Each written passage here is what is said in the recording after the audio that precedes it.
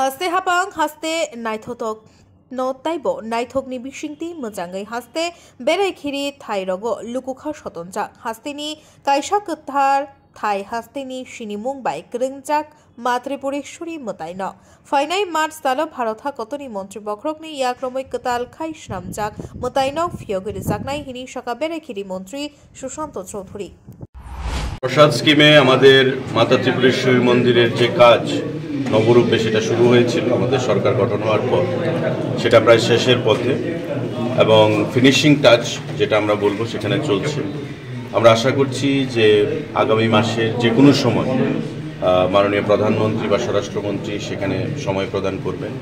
মাননীয় মুখ্যমন্ত্রীও বর্তমানে দিল্লিতে অবস্থান করছেন এবং উনি গতকাল আপনারা দেখেছেন যে মাননীয় প্রধানমন্ত্রী স্বরাষ্ট্রমন্ত্রীদের সাথে কথা বলেছেন এবং প্রসাদ স্কিমের যে আমাদের মাতা ত্রিপুরেশ্বরীর মন্দির সেটার নবরূপে উদ্বোধন তার অনুষ্ঠানে উপস্থিত থাকার জন্য আমন্ত্রণ জানিয়েছি। তো আমাদের এটা আগামী মার্চ মাসে আমরা আশা করছি সেটা নবরূপে আমরা নতুন করে যাত্রাপথ সূচনা করব। তার শুধু সময়ের অপেক্ষা। আমাদের প্রধানমন্ত্রী বা স্বরাষ্ট্রমন্ত্রী থেকে সময় এলে আমরা সেটা আপনাদেরকেও জানিয়ে দেব এবং সেই উদ্বোধনের কাজ আমরা শুরু করব। এটা আমাদের আপনারা জানেন যে প্রসাদ স্কিমে আমাদের টোটাল যে পরিকাঠামো সেটাকে উন্নত করা হয়েছে।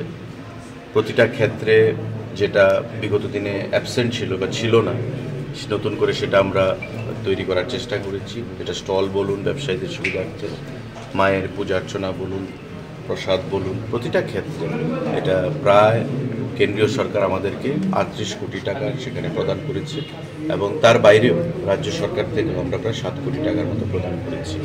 তো এটা সময়ের অপেক্ষা। নতুন রূপে নবরূপে এই প্রসাদ স্কিমের অধীন মাতা ত্রিপুরেশ্বরী মন্দির পথ চলা শুরু করবে। আমরা তার জন্য সবাই অধীন আগ্রহ। কাজ কি শেষ? স্টল রয়েছে আপনার প্রায় এক্সাক্ট ফিগারটা সেটা আমরা দিয়ে দেব, কিন্তু কয়েকশো স্টল হবে। কারণ যারা ব্যবসায়ীরা ছিলেন, প্রসাদ বিক্রেতারা, ব্যবসায়ীরা, কাউকে যেন বঞ্চিত না করা হয় তার জন্য আমরা সেই ব্যবস্থা রাখছি এবং নতুন সিস্টেমে আমরা করব।